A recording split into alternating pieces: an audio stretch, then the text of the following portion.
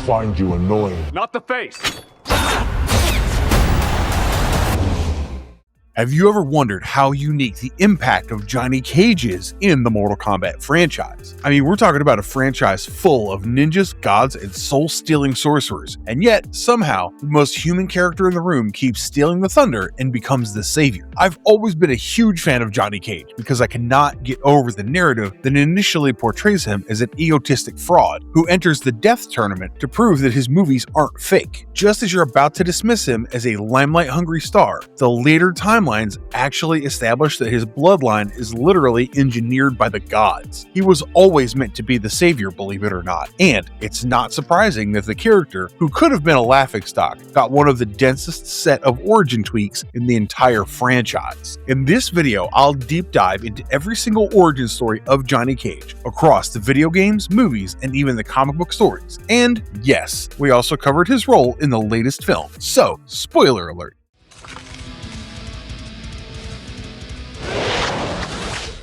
Who is Johnny Cage at his core? Before I deep dive into the exploits of Johnny Cage and his multiple story arcs, let me quickly paint a basic picture for you about the character. This is your typical Hollywood jerk who happens to have a real heroic arc in the overall narrative. The concept keeps paying off because the games and the movies often redo their timelines to keep the core idea intact. Johnny Cage is actually a stage name, and his real name is Jonathan John Carlton. He's an American action movie star who has some real martial arts skills, even though he's initially dismissed as a poser whose fight scenes are assumed to be camera tricks and special effects. The character is actually inspired heavily by Jean-Claude Van Damme and his Bloodsport persona, and Mortal Kombat originally tried to license Van Damme himself before changing it to the fictional Johnny Cage. As a character who appeared in the original video game, he was one of the 7 playable characters and functioned as a comic relief who eventually turned a heroic leaf. There are certain characteristics and personality traits that you can always associate Johnny Cage with. For instance, he's an arrogant and self-promoting man who is sometimes annoyingly flirty. However, there is a constant willingness to fight, and he's not a coward who shies away from extreme sacrifices. Johnny Cage is someone who could die for Earthrealm or for Sonya, and this is the heroic side to his character that's easy to ignore given his overwhelming personality.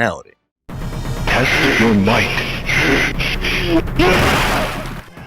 Original timeline, the 2D, 3D era. Now, let me take you back to the time when it all started. The original Mortal Kombat 1992 arcade game came with an intriguing story and introduced Johnny Cage the right way. He wanted to join the Mortal Kombat tournament in order to prove himself, and he went to the harbor to wait for the ship that would take him to Shang Tsung's island, where the tournament was taking place. I love how you can immediately tell that Johnny Cage has some narcissistic tendencies, because when his agent and personal secretary are worried about his security, he dismisses them outright, saying that nobody could even touch him. Once he boards the ship to reach the island, he's harassed by the Black Dragon leader known as Kano and his allies. This is when Liu Kang extends his helping hand and the thugs are beaten up. Johnny Cage makes the most of a confused and distracted Kano and knocks him down with a shadow kick, and you can tell that he's someone with serious fighting skills. He gets to know Liu Kang, and after reaching the island, he joins forces with Kang and Sonya, who's a member of the United States Special Forces. Their alliance is meant to protect Earthrealm, and the Thunder God Raiden mentors them through the process. I still remember the iconic final battle between Liu Kang and Shang Tsung, during which Johnny Cage teams up with Sonya and Kano to fight Goro near the pit. Eventually, after Liu Kang's victory, the island fortress begins to crumble, and Raiden saves Johnny by dropping him off at a boat that belongs to the Special Forces agency. Major Jackson Briggs interrogates him about Sonya, and Johnny tells him all about the events of the island, even though Briggs doesn't believe him. After he's set free, Johnny makes the movie Mortal Kombat from his experiences on the Fateful Island. In Mortal Kombat 2, you get to see the repercussion of Shang Tsung's defeat, because he's a sore loser and is not willing to accept his fate. He begs his master Shao Kahn to spare his life and plans to hold the tournament in the Outworld this time. Raiden gets the invitation and the warriors are gathered once again. The new tournament is even more dangerous, and Johnny Cage is a part of the warriors as even Briggs joins it. Eventually, Shao Kahn is defeated by Liu Kang in an intense contest, marking the victory of Earthrealm once again. Then, in Mortal Kombat Trilogy, we have a massive invasion by Shao Kahn, who leads forces against Earthrealm. Johnny Cage is killed during a fight with Motaro in this violent showdown, but his soul is unable to ascend to a higher plane of existence and returns to his body. He becomes one of the chosen warriors to fight against the invasion of Shao Kahn. In Mortal Kombat 4, Johnny Cage's soul is finally free to leave to a higher place, following the defeat of Shao Kahn at the hands of Liu Kang. He watches the events unfold from heaven, and he witnesses the fallen Elder God Shinnok attack Earthrealm. He seeks out Raiden to restore his deceased soul, and this allows him to fight alongside the Earthrealm warriors one more time. It turns out that the revival of Johnny Cage is permanent, because even after Shinnok is defeated, Cage does not have to ascend back to heaven and remains on Earth. The story of Johnny Cage continues into Mortal Kombat Deadly Alliance, when he goes to film Mortal Kombat: The Death of Johnny Cage. Here, in the movie narrative, he's repeatedly killed and brought back to life, and Cage doesn't like the way he's portrayed. However, he doesn't have a way out of the film because of his binding contract. He does catch a lucky break when Raiden approaches him to be a part of a fight against the Deadly Alliance of Quan Chi and Shang Tsung. Raiden tells him to head to Shang Tsung's island and wait for further instructions, and he also finds a loophole in the contract that allows him to leave the film. He makes use of this new adventure to craft his own movie, and when he arrives on the island and learns about the death of Liu Kang, this prompts him to head to Outworld in order to help his friends. Mortal Kombat Deception adds some interesting inputs into Cage's lore, and here he's killed once again during the final assault of the Deadly Alliance. Johnny Cage, Sonya, and Jax are overwhelmed by the Tarkatan warriors, and Kung Lao and Kitana are killed by Shang Tsung and Quan Chi. He is later resurrected by Onaga and made into his slave, even though he eventually gets freed by Ermac and the spirit of Liu Kang. When it comes to Mortal Kombat Armageddon, I have to admit he doesn't get a detailed story, but at the same time, it does set up the reboot that radically changes his origin story, which I'll come to later in this video. During the events of Armageddon, Johnny gets disheartened that both Raiden and Liu Kang are unable to unite and lead the Earthrealm warriors, and he begins to receive visions of Shinnok creating multiple portals in different realms. He decides to visit the areas to confirm his visions, and he finds evidence that Shinnok has been there. He also sees in his visions that the next destination of Shinnok is Shang Tsung's island fortress, and when he arrives, he sees Shinnok scheming with Quan Chi to take over Shao Kahn's forces. He attacks Shinnok and catches him off guard, but the former Elder God still manages to retreat in a cloud of smoke. Cage then gathers a team of warriors to fight the forces of darkness, and this is the Battle of Armageddon. He fights the likes of Darius and Kano, but Shao Kahn's Wrath Hammer takes him down. The final battle kills off nearly all the fighters, including Johnny Cage, who's decapitated by one of his opponents. NetherRealm Reboot Timeline. This journey begins in 2011, when Mortal Kombat is developed by NetherRealm Studios and published by Warner Bros. Interactive Entertainment. This is a soft reboot of the series, and the director, Ed Boon, describes this as an altered retelling of the events of the first 3 Mortal Kombat games. Here, Raiden is on the verge of getting killed by Shao Kahn, who has become more powerful than ever. Just before he can land the killing blow, Raiden manages to send a message to his earlier self by saying that he must win, and the scene rewinds back to Mortal Kombat 1. What we have next is a retelling of the story of an enlightened Raiden who has now changed the course of events, and we're back to the events of the first tournament. Johnny Cage is once again the same old cocky and egotistical Hollywood star from Earthrealm, and he enters the Mortal Kombat tournament as a publicity stunt to boost his career. However, there's a twist this time around. It's revealed that he's a descendant of an ancient Mediterranean cult of warriors bred to serve the gods, and this has given him some supernatural powers that he's not initially aware of. I think it's safe to say this is one of the most powerful versions of Johnny Cage that we have ever witnessed. He's also saved from certain death by Raiden, who slays the Centurion Motaro. Eventually, most of the warriors are slain, and only Johnny Cage and Sonya Blade remain, although they're too injured to continue fighting. But I love the twist that's saved for last,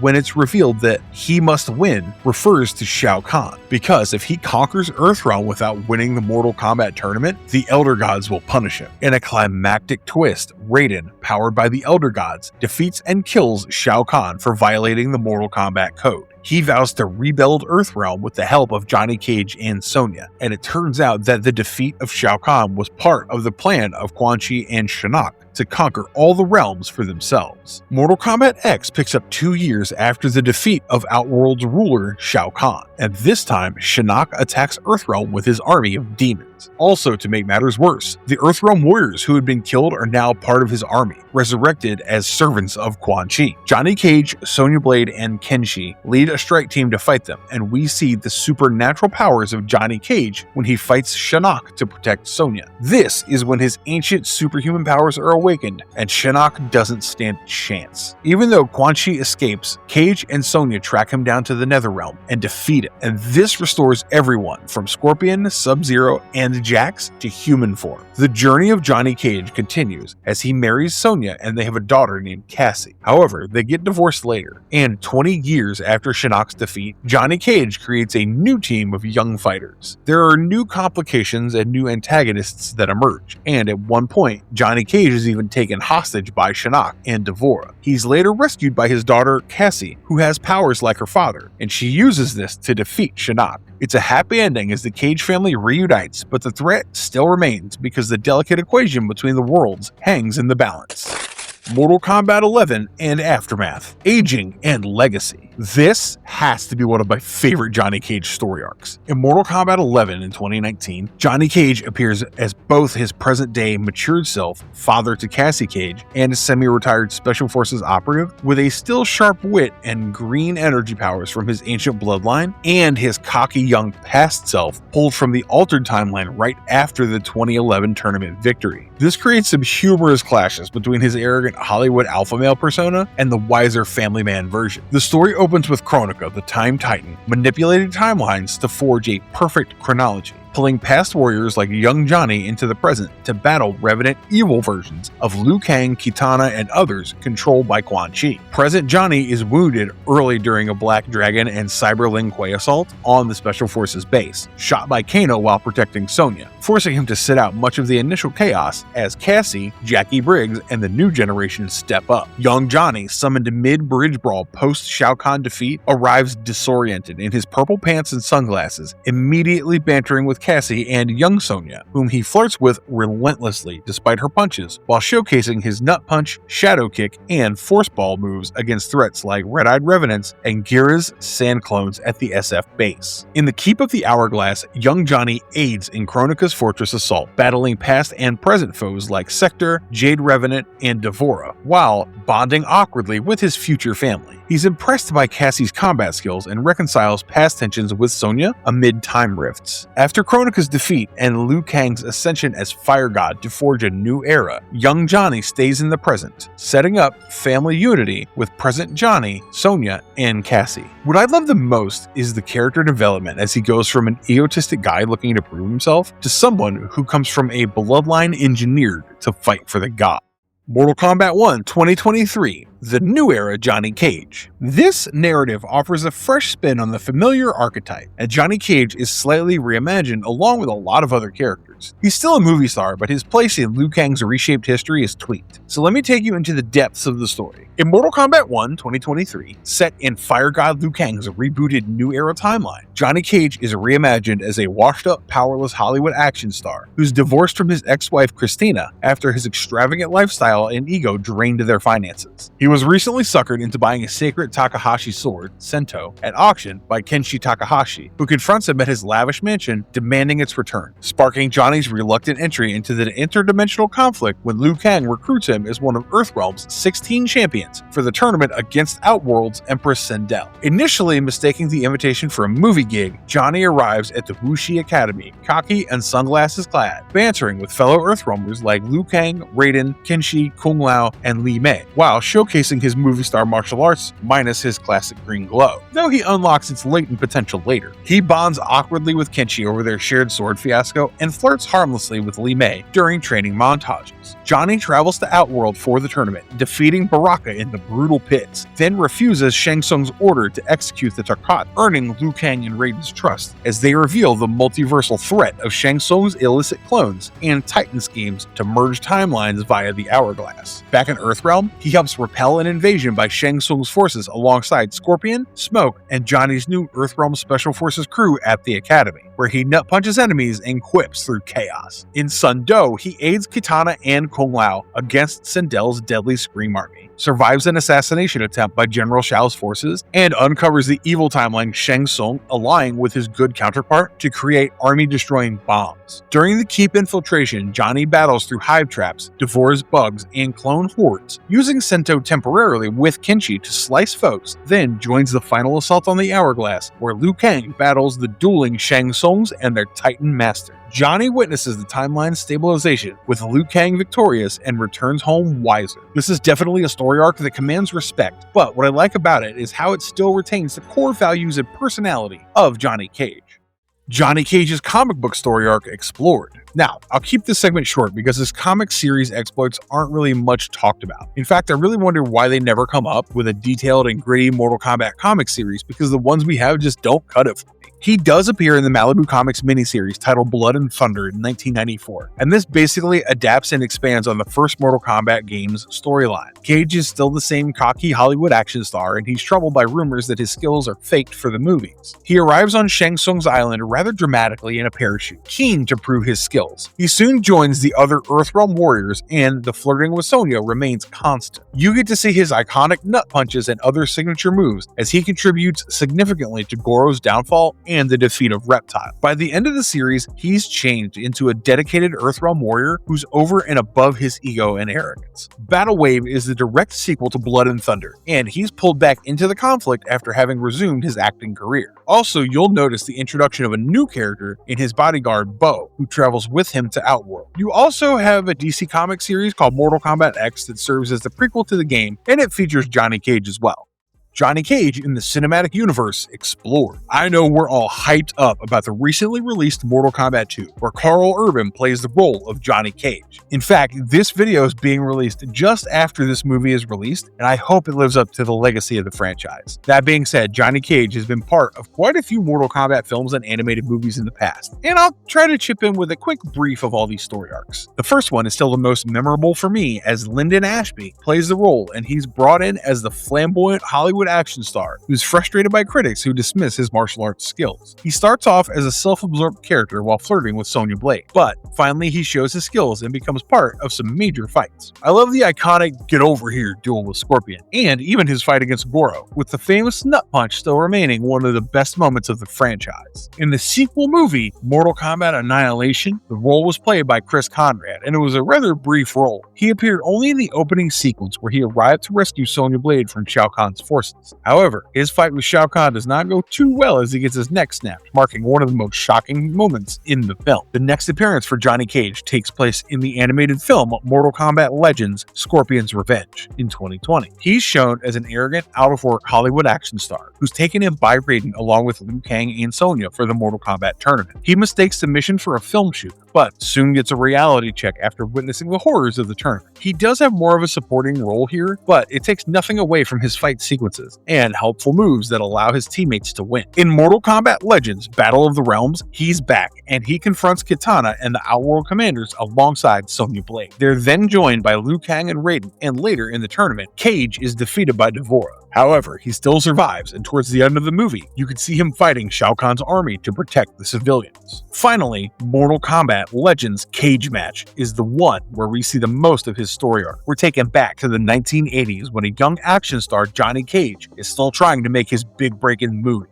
When the co-star of his film Ninja Mime goes missing, he sets out to find her with his loyal assistant, Chuck Golden. Next thing you know, he finds himself caught up in the events of Mortal Kombat as Lord Raiden wants to enlist him for the upcoming battles. It's more of his early journey and not the actual tournament, but it's still a fun animated flick to catch. The new release of Mortal Kombat 2 does justice to the core elements of Johnny Cage. I think Karl Urban is the perfect fit for the role, and he does a brilliant job in capturing the wacky and egotistic Hollywood star who's now away from his past glory. He's introduced as someone who used to be a popular action star back during the 90s. Currently, he's hardly relevant and sits at fun summits with no one at his table. He's approached by Raiden and Sonya Blade at a parking lot because he's the chosen one to be a part of the Earthrealm Warriors. It is a funny induction scene where he initially walks out because it seems far too dangerous, but it turns out that he doesn't have much of a choice, and when the fight begins, he's teleported straight from a bar into the arena. His first duel with Kitana Kitana is a mess because he is no match. But luckily, Kitana is secretly a spy for Raiden. Even though she defeats him, she doesn't finish him off like Shao Kahn demands. When the warriors attempt to invade Shao Kahn's castle to find the amulet, Cage has a hilarious showdown with Baraka. He wins the fight with his wits and his iconic nut punch, and Baraka goes from hating him to becoming a fan. He even shows them the way through a tunnel network that leads to Shao Kahn's palace. Later, he's instrumental in accompanying Kano to the NetherRealm to find and destroy Shinnok's amulet. The plan works out, and Kitana is able to defeat Shao Kahn once his immortality is taken away. Basically, we see a transformation of Johnny Cage as he gains perspective, and the movie ends with him as one of the warriors of Earthrealm prepared for future battles. What I enjoyed the most about his role in the movie is his comic timing and his witty one-liners, and I surely want to see more of Karl Urban in this franchise. Alright guys, well that's all that we have for this video today. If you appreciate our efforts to bring you content like this, please hit the like button and subscribe to our channel, and don't forget to ring that bell icon so you don't miss any future videos. Have an awesome day, stay safe,